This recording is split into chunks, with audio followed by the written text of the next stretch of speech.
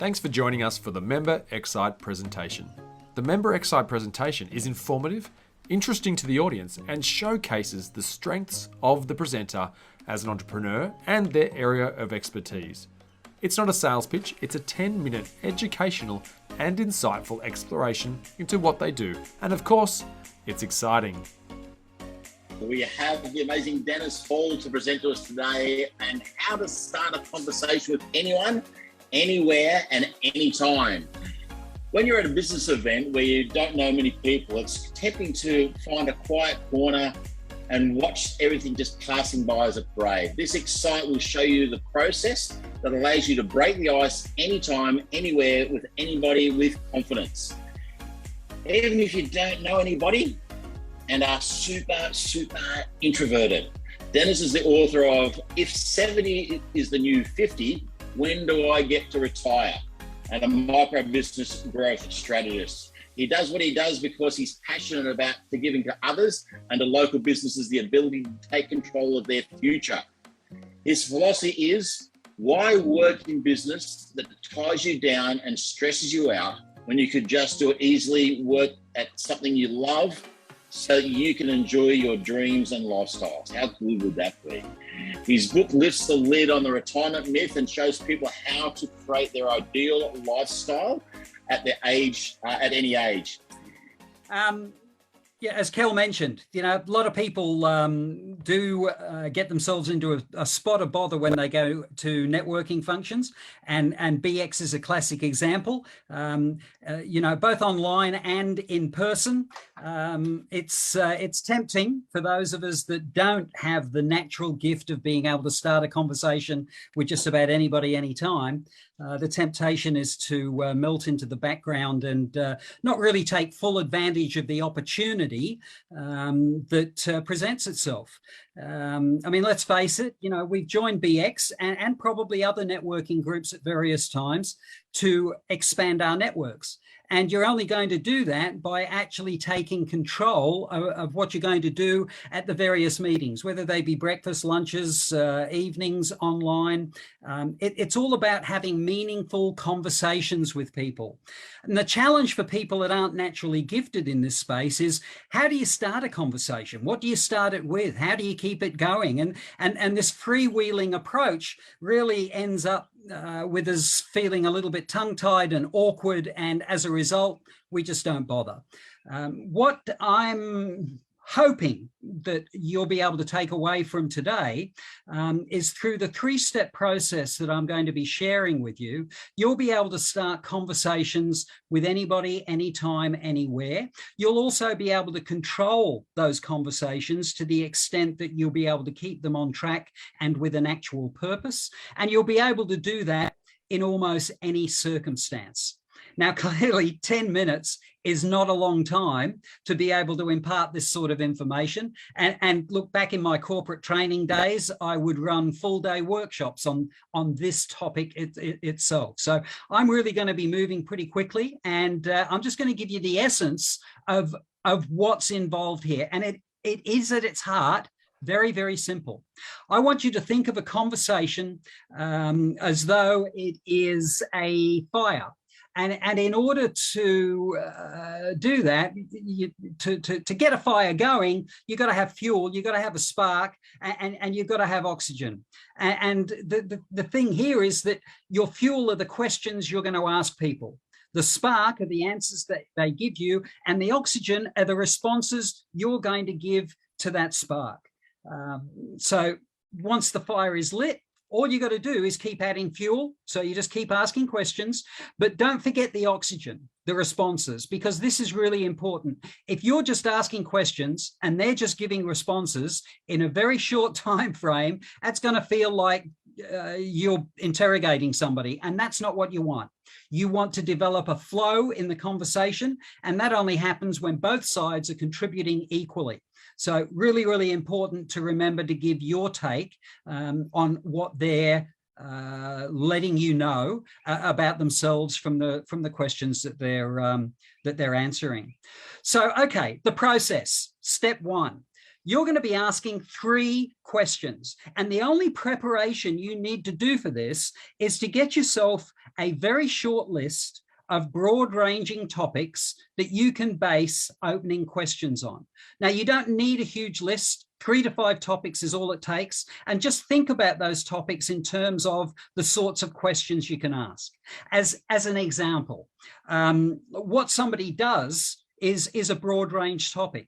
So you might go up to them and obviously you're going to introduce yourself, you're going to smile, you're going to make eye contact, you're going to exchange names, shake hands where that's appropriate. But whatever greeting is appropriate, that's what you're going to give.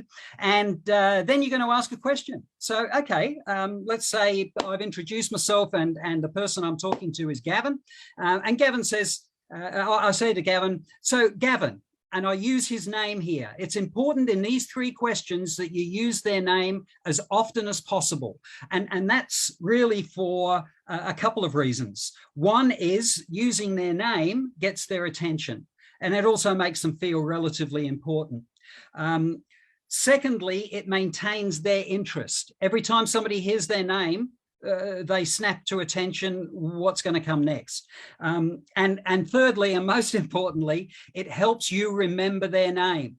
I'm sure we've all been to networking events or social events, and we've been introduced to somebody, and 32.5 seconds later, you have totally forgotten what their name is, right? So the trick of remembering somebody's name is in the first 2 minutes of you meeting them, say their name as often as you possibly can, without doing the Gavin, Gavin, Gavin, Gavin, Gavin, Gavin, Gavin bit, which is going to look a little bit silly and probably scare them away. But there's lots of opportunities when you're asking these 3 questions to use their name. So Gavin, what do you do? Your second question, you don't need to prepare for this because Gavin is going to be giving me the information I need from my first question to ask my second question. So let's say Gavin is a graphic artist. I might say something like, that sounds interesting. Now that's not a question, it's a response. Remember the fire analogy? Responses are oxygen. So it's a response. That sounds interesting, Gavin. What do you enjoy most about that? There's the question, right? Now I've used his name there, and he's going to tell me what he enjoys most. Now, this simple question is probably the most powerful question you're going to ask, because in telling you what they enjoy most about their job, they're telling you their why. This is why they do the job. It's what they enjoy most. And let's face it, the why is a key component of our 40-second intro. People don't care what you do, they do care why. And here's Gavin telling me why he does what he does. Now that's valuable information. The third question is going to be based on their response to your second question, but it's very, very narrow. And again, I'm going to give a response before I ask the question. Oh, really? So although that's a bit of a rhetorical question in a sense, I've got a questioning tone there, I'm indicating interest there. That sounds really interesting. Is that something that you would get to do often? So I'm encouraging to expand a little bit more on the information that he's given me. Step 2 is you're going to provide input to the information that Gavin has given from the 3 questions that you have asked thus far. And this is where you stop the approach that you've made sounding like an interrogation. Because if you just ask question after question after question after question, they're going to feel that they're under a spotlight and they're going to clam up, right? So it's about balancing the questions that you've asked with a contribution to what they've said. And this does 2 things. Firstly, as I mentioned, it stops it looking like an interrogation. But secondly, it confirms to Gavin that you've been listening to what he said and you're able to repeat it back to him. So you've understood what he said. Use pauses here, because in step 2, what you're seeking to achieve is the start of a connection. And using pauses in between what you're saying provides Gavin with the opportunity to ask me a question, because I've just asked him 3. He's been telling me lots. I've not told him very much at all. So he's going to feel obligated to ask me a question, which is great. If that happens, you got a bit of a connection, ask a fourth question just to give the conversation a little bit more momentum. So them asking you questions, you asking them questions, putting responses in between all of that, you've got a conversation happening. And if that doesn't happen, so after 3 questions, if they've not asked you a question, you repeat that cycle. So you start with another high-level topic, opening question, and then base the next 2 questions off that. Repeat that cycle 2 or 3 times, and you should develop a connection from there. They should start asking you questions. If they don't, it means you're not going to make a connection.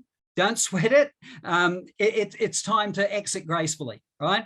A connection's not been made for whatever reason. That's going to happen. It's got little to do with you. It's more to do with them. So just say, hey, great talking to you, Gavin. Hope you enjoy the rest of your day, evening, whatever is appropriate, and politely move on to your next contact.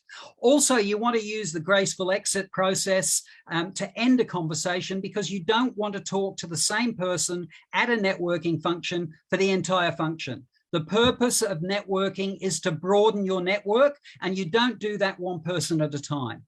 So exiting gracefully is really, really important. Questions are powerful in all of this because questions determine the topic of the conversation. They allow for a shift in direction. If the conversation's meandering and going nowhere, you can use a question to bring it back to point, and it generates information, which in turn is going to allow you to build trust, provided you're giving the right sort of responses. Topics I would suggest that you use to generate those initial questions: their employment, their profession, point of origin, their hometown, hobbies, activities, any recent topical news, as long as it's not controversial. You don't want to talk about controversy in the first 5, 10, 15, 20 minutes of meeting somebody. Topics to avoid are things like the weather. Nothing says you're desperate to have a conversation more than talking about the weather, unless a significant weather event has happened in the last 48 hours. That's perfectly okay to talk about because it's a little bit unusual. Don't talk sport. It's high risk. You don't know what sports they follow, or if they're even interested in sports. And if they are interested, chances are they don't follow the same teams as you. Family is off limits unless they raise it. Family is very personal, but if somebody mentions their family, then jump on that and talk to them about their family, because they're giving you permission by mentioning family to talk about that. So to wrap up very quickly, because I am out of time, remember, you're asking 3 questions. You're providing input. You're asking a quick 4th question to really give the conversation some momentum. Always exit gracefully and politely, and remember that the power of questions is going to help you control and guide the conversations that you have in business. I'm Dennis Hall from Direct Dialogue, author of 70 is the New 50, When Do I Get to Retire? Thank you very much.